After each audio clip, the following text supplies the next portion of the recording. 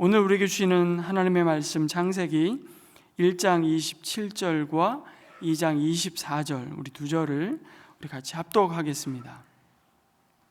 시작. 하나님이 당신의 형상대로 사람을 창조하셨으니 곧 하나님의 형상대로 사람을 창조하셨다.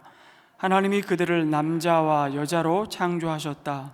그러므로 남자는 아버지와 어머니를 떠나 아내와 결합하여 한 몸을 이루는 것이다. 아멘.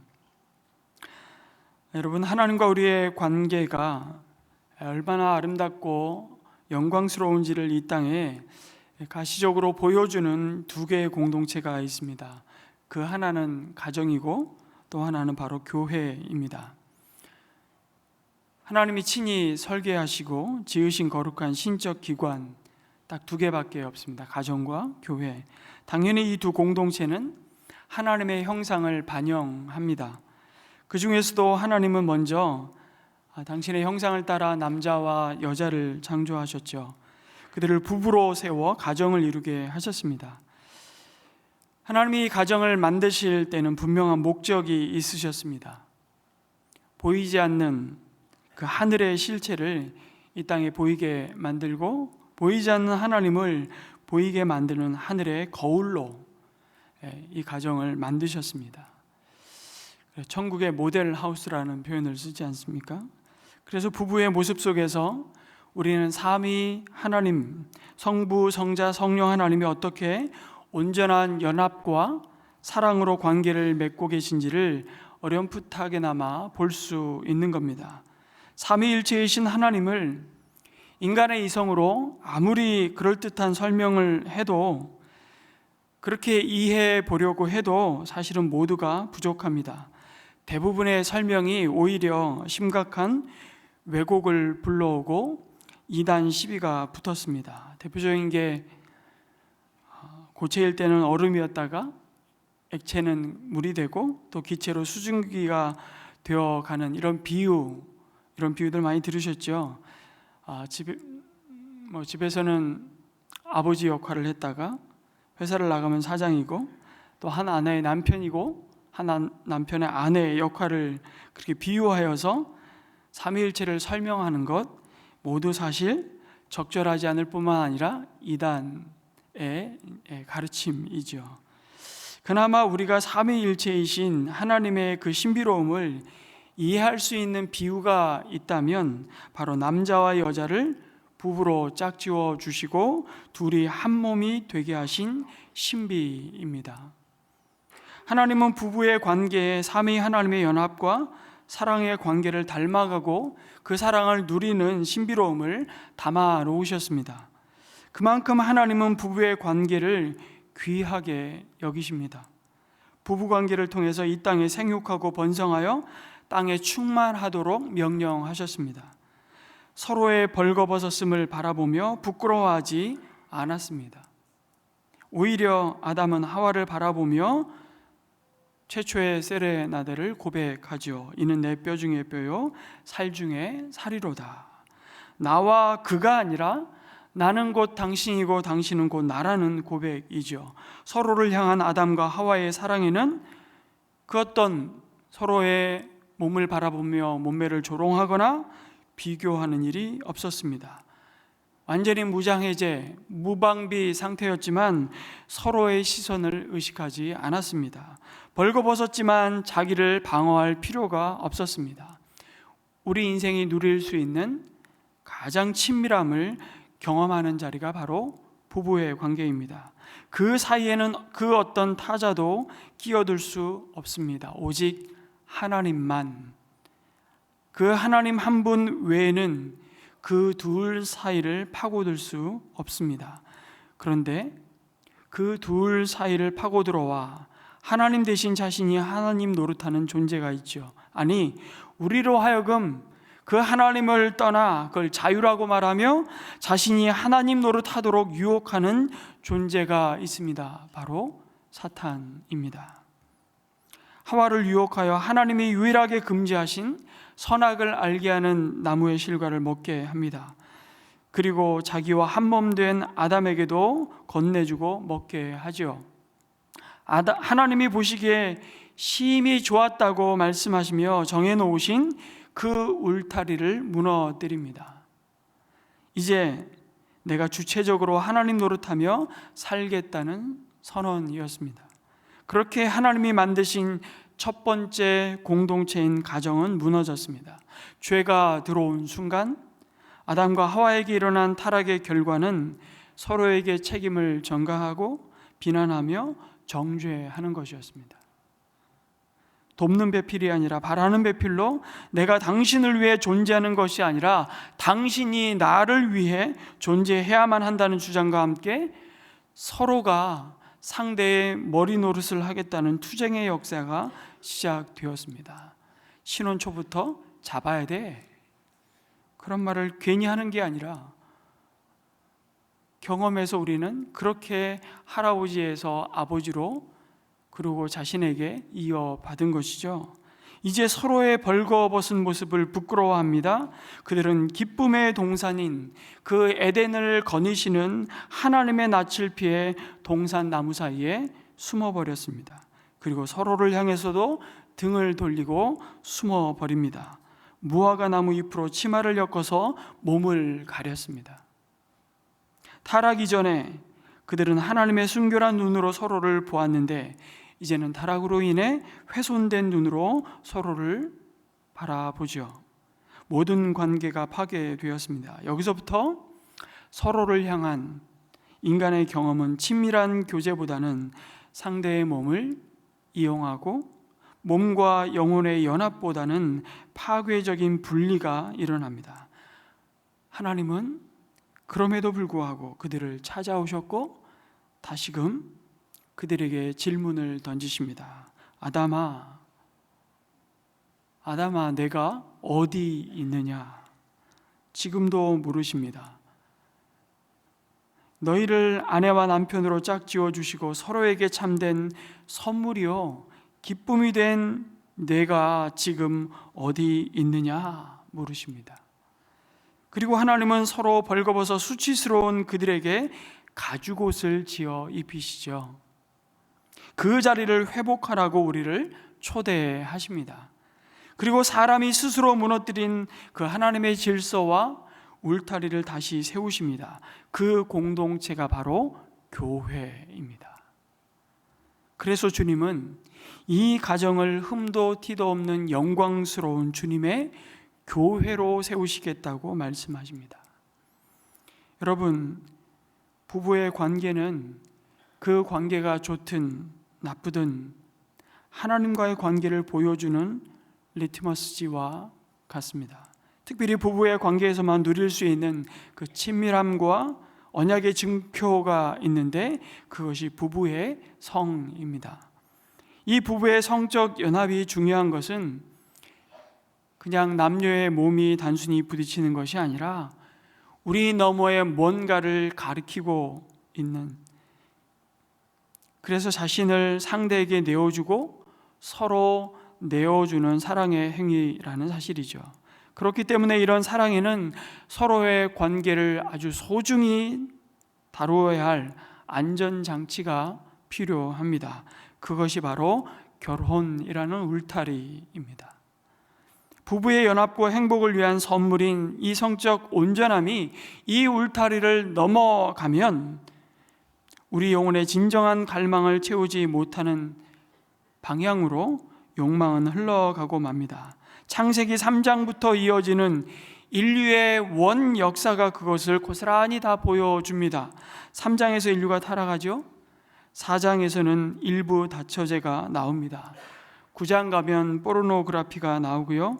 오늘 우리가 보는 음란 사이트는 이미 창세기 9장부터 시작이 되었습니다. 창세기 16장에 가면 첩을 얻는 이야기가 나오고 34장에 가면 야고보의 유일한 딸 디나가 벌써 강간되는 강간 사건이 나옵니다. 38장에 가면 말하기도 싫은 이 새벽부터 왜 그런 얘기를 하시나요? 할 만한 이야기, 시아버지와 며느리 사이에 근친상간이 이루어집니다. 성경은 여과 없이 그 모습을 다 보여주지요. 그리고 돈을 받고 사람을 매매하는 그 악한 매음이 이미 제도적으로 있었던 것을 우리에게 보여줍니다. 인류와 문명의 시작의 기록이라고 할 수 있는 창세기를 훑어볼 때 가장 강력하게 사탄의 공격 대상이 되고 공동체가 바로 가정임을 보게 됩니다. 그 가운데 부부의 관계임을 쉽게 알 수 있죠. 여러분, 부부를 향하신 그리고 가정을 향하신 하나님의 소원이 있습니다. 아니, 우리의 소원입니다. 그것은 우리의 가정이, 부부의 삶이 파괴의 근원이 아니라 복의 근원이 되는 것이죠. 그렇다면 어떻게 해야 그렇게 할 수 있을까요? 모든 사람이 가고 있는, 그리고 나도 그렇게 떠밀려 가고 있는 그 방향을 되돌리라는 것입니다. 조정해야 하는 것이죠. 많은 이야기를 할 수 있지만 예수님께 뿌리 내린 삶을 향한 부부의 일상 속에 회복되어야 할 제자도는 부부에게 주신 선물인 성을 바라보는 그 태도를 바꾸는 것입니다. 온전한 기쁨을 회복하라는 것이라고 말씀합니다. 특별히 우리가 예수님께 뿌리 내린 삶, 이 책을 통해서 이 빌로다스 저자는 이 책에서 크리스토퍼 웨스트라는 사람의 한 비유를 인용을 합니다. 이 사람이 정리한 사람들이 갖고 있는 성적 인식을 형성하는 세 가지 식단을 소개하는데요, 굉장히 흥미롭고 적절한 비유라고 생각합니다. 성에 대한 첫 번째 인식이 뭐냐면 기하식이라는 겁니다. 못 먹어서 삐쩍 마른 기하식. 무슨 얘기를 하고자 하냐면 이런 인식은 많은 신앙인이 의존하고 있는 태도인데, 기하식은 우리의 성적 갈망을 거부하고 억압합니다. 그 갈망은 무시해야 할 인간 본성의 하나라고 보는 것이죠. 성과 우리에게 주신 성적인 욕구는 어떻게든 피해야 할 영역이라고 생각하는 것입니다. 이런 인식 속에서 교회는 더 이상 사람들이 자신의 갈망을 이해하도록 도와주는 공동체가 되지 못합니다. 그리고 그런 얘기를 하는 것 자체가 터부시 되죠. 그런 갈망이 경건의 모습과 상반된다고 여깁니다. 대표적인 사람이 3세기 교부 오리겐입니다. 제가 신학대학원을 다닐 때 이 교부들의 신학을 굉장히 많이 공부했는데, 참 오리겐은 너무 귀한 하나님의 메시지를 많이 남긴 사람입니다. 그런데 모든 사람이 완벽할 수 없듯이 이 교부 오리겐은 이렇게 주장했습니다. 우리에게 일어나는 성욕이 하나님 안에서 진정한 기쁨을 경험하지 못하게 막는 장애물이라고 여겼습니다. 그는 육체적인 쾌락과 성 경험은 하나님의 기쁨과 반대되는 감수성만을 키워낸다고 봤던 것이죠. 그리고 스스로 거세했다고 전해집니다. 교회 역사는. 또 오늘날 저는 실제 그런 목사를 봤습니다. 화학적 거세를 한 목사를. 어떻게 생각하십니까? 이러한 사고방식은요, 우리의 몸과 쾌락과 그리고 성을 하나님의 선물이 아니라 참된 경건의 장애물로 보는 것입니다. 그리고 대단히 불행한 결과를 낳죠. 하지만 잘 우리는 생각해 봐야 됩니다. 여기에 깊이 영향을 준 것은 하나님이 지으신 그 세계에 대한, 우리 몸에 대한 성경의 시각이라기보다는 영지주의의 영향입니다. 철학으로 영지주의라는 철학이 등장하기 전에 이미 그 영향 가운데 파괴된 인식이 우리 가운데 자리를 깊이 자리 잡고 있었습니다. 그 생각이 뭡니까? 물질계, 특히 우리 몸을 우리 영이 벗어나야 할 감옥으로 여겼던 가르침들이죠. 그래서 대단히 우리의 눈에 보이는 몸과 눈에 보이지 않는 영을 분리해내는 겁니다. 이런 가르침의 영향이 지금도 교회 안에 남아 있습니다. 어떤 교회 장로님은 장로 임직을 하신 이후로 부부 관계를 하지 않으셨습니다. 그것은 불경건하다고 생각해서 평생 금욕을 했다고 말하는 겁니다. 자신이 얼마나 거룩한 직분을 받았는데 라고 하면서 말이죠, 자신의 신념을 아주 그 논리적 극단까지 붙이고 있는 모습입니다. 그래서 너무나 많은 그리스도인들이 사순절이 1년 내내 이어지는 것처럼 살고 있습니다. 전혀 그렇지 않은데도 말이죠. 자신의 그 열정을 억누르는 것을 하나님이 기뻐하신다는 잘못된 믿음을 갖고 있습니다. 그런가 하면 패스트푸드식이라는 성인식이 있습니다. 기아식이 교회에 많은 사람들에게 영향을 미친 반면에 이 식습관은 교회 밖의 사람들에게 인기가 있습니다. 이런 겁니다. 당신은 무엇을 욕망하든 그것을 이룰 자격이 있습니다. 당신의 욕망이 옳다는 느낌이 드십니까? 그렇다면 추구하십시오. 패스트푸드의 핵심은 성과 그 성욕을 가볍게 생각한다는 겁니다. 성은 조심해서 다루지 않으면 인생 전체와 공동체 전체를 태워버리는 신성한 불이라는 점을 보지 못하는 것이죠. 아니, 그렇게 보기를 거부하는 태도입니다. 패스트푸드식의 성욕의 중심을 어디에 두는 것이냐면 인간을 그 중심에 놓는 겁니다. 기아식이 영혼을 떠받들다 못해 우리의 몸을 부인할 정도라면 패스트푸드식은 몸을 떠받들다 못해 영혼을 반대로 부정하는 겁니다. 이 식습관의 위험성은 저자의 말을 그대로 다 인용을 한다면 잔치를 흉내낸 싸구려 모조품이라 이렇게 표현합니다. 잠시 만족감을 느낀다 해도 반드시 탈이 나고 말죠. 성욕을 채우는데 지나치게 비현실적인 기대를 갖는 겁니다. 그러다 결국 다른 사람들이나 성 경험에 지나치게 큰 비중을 두고요, 자기 영혼의 깊은 필요를 채우지 못했음을 결국 깨닫게 됩니다. 하지만 그럼에도 멈추지 않는다는 것입니다. 중독이죠. 무엇이든 할 수 있는 자유가 있다고 철저하게 믿기 때문입니다. 그런데 그 무한대의 자유가 스스로를 아무것도 할 수 없게 만드는 중독이 되고 맙니다. 사랑과 친밀함이 포르노 사용으로 대체될 때 우리는 결국 그 욕구의 악순환에 빠지고 맙니다. 타인이 우리의 만족을 위한 대상물이 되고요, 진정한 친밀함을 경험할 그 접촉의 기회를 상실하고 맙니다. 더 깊은 고립으로 들어가는 겁니다. 그 결과 우리는 하나님 안에서만 찾을 수 있는 것을 엉뚱한 데서 끝없이 추구하는 죄인의 모습으로 남아 있는 것이죠. 저자는 이렇게 말합니다. 기아식에는 성적인 욕구를 하나님께로 가는 수단으로 바라보는 상상력이 부족하고, 패스트푸드식은 우리에게 주신 성적인 욕구를 그 자체로 신으로 만들어 버렸다고. 둘 다 요점을 놓치기는 매 한 가지입니다. 그러면서 이 저자가 우리의 성인식에 대한 마지막 아주 복음적인 생각을 우리에게 나눕니다. 하나님이 우리에게 주신 성과 부부 안에서 누려야 할 그 기쁨은 잔치다라고 표현했습니다. 잔치다. 우리가 궁극적으로 새하늘과 새 땅에서 누려야 할 그 잔치를 이 땅에서 우리는 맛보는 것으로, 미리 경험하고 맛보는 것으로 우리에게 주신 너무 놀랍고 아름다운 선물이다.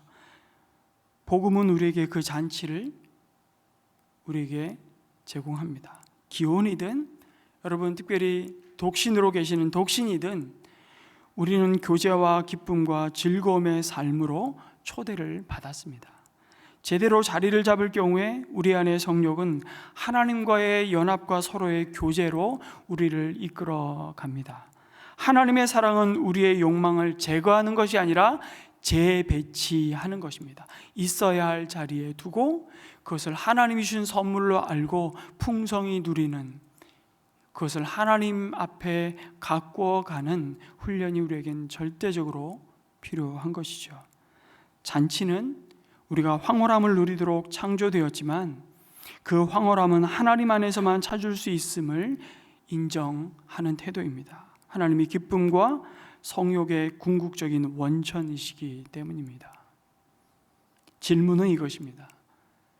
그러면 우리는 어떻게 자신의 몸과 다른 사람의 몸을 존중할 수 있을까? 우리를 뿌리 깊게 뒤틀린 방식 안에 묶어놓는 수많은 세상이 준 정보와 거짓말과 무질서한 욕구를 우리 매일의 삶에서 거부하고 어떻게 친밀함과 치유와 그 안에 사랑을 추구할 수 있을까? 우리의 몸과 성으로 하나님을 제대로 사랑하는 방법이 도대체 뭘까? 부부를 향한 하나님의 마음을 반영하도록 돕는 성에 대한 깊이 있는 실천 방안이 무엇일까? 여러분, 이 책에 너무 귀한 도움의 지혜가 너무 많이 담겨 있더라고요. 이렇게 짧게 이렇게 핵심만을 모아놓은 책을 만나기가 쉽지 않습니다. 꼭 한번 읽어보시고요. 우리 자신과 부부의 관계를 새롭게 세워가시는 은혜가 있기를 축복합니다. 그 중에 아주 구체적인 실천을 몇 가지 제안하는데, 일단 맨정신을 가진 공동체를 찾으라고 권면합니다. 정말 맨정신을 갖고 정직하게 맨정신을 이끌어내는 모임을 반드시 찾아야 한다고. 이 모임이 없으면 살아남기 힘든 이들이 참 의외로 많습니다. 맨정신의 공동체 생활이 없으면 개인과 공동체를 속박하는 수치의 힘이 모습을 드러낸다고 저자는 얘기합니다. 무엇이든 다른 사람 앞에서 정직하게, 솔직하게, 투명하게 밝힐 수 없는 것은 그것에 대해서 이미 수치심에 묶인 상태라고 저자는 말합니다. 정직한 공동체를 세워가는 일을 통해서 우리는 삶을 망치는 두려운 그 수치에서 벗어날 수 있다고 권면합니다. 아니, 왜 꼭 목장에 와서 꼭 부부싸움을 한 얘기를 꼭 해야 하냐고. 그 목장에 오기 전에 그 각자 알아서 하지. 제가 실제로 들었던 얘기거든요.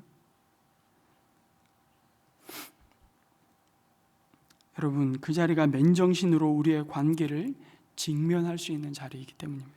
하나님께 그 삶을 올려드리는 기도의 자리, 예배의 자리이기 때문이죠.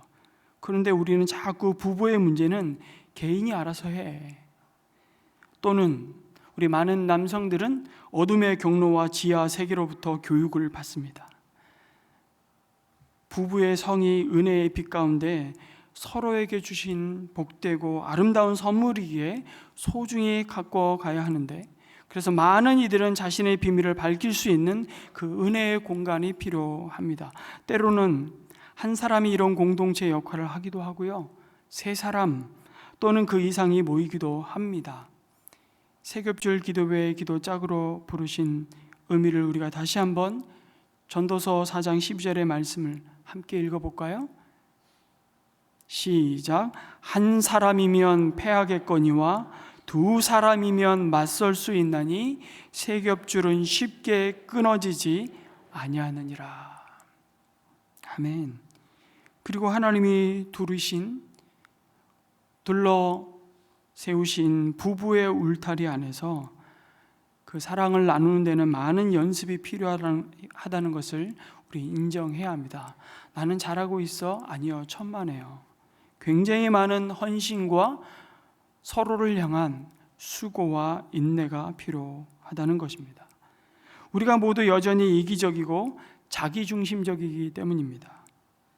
바울은 이렇게 성경에서 우리에게 가르칩니다. 부부의 관계에 대해서 아내가 자기 몸을 주장하지 말고 남편이 주장하게 하도록 하라고, 남편이 자기 몸을 주장하지 말고 아내가 주장하게 하라고 권면합니다. 그러면서 구체적으로 이 저자는 침실 바깥에서 사랑 나누기를 하라고 권면하는데 정말 중요한 포인트입니다. 이 말은 집안 다른 곳에서 부부관계를 한다는 의미가 아니라요, 성관계의 순간 외에도 서로를 사랑하겠다는 헌신의 자리로 나아가라는 말이죠. 사랑 나누기는 밤에 옷을 벗을 때가 아니라 아침에 옷을 입을 때 시작된다는 말이 있습니다.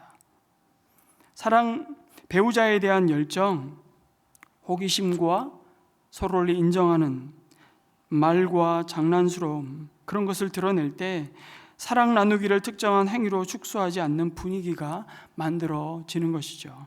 섬김과 아주 자연스러우면서도 신중하게 다듬은 감사의 말과 부드러운 손길과 의도적으로 이벤트를 만드는 거죠. 의도적으로 마련한 함께하는 시간을 통해 부부의 사랑 나누기는 성교 행위 이상으로 확장이 됩니다. 그것이 하나님이 우리에게 주신 기쁨이죠.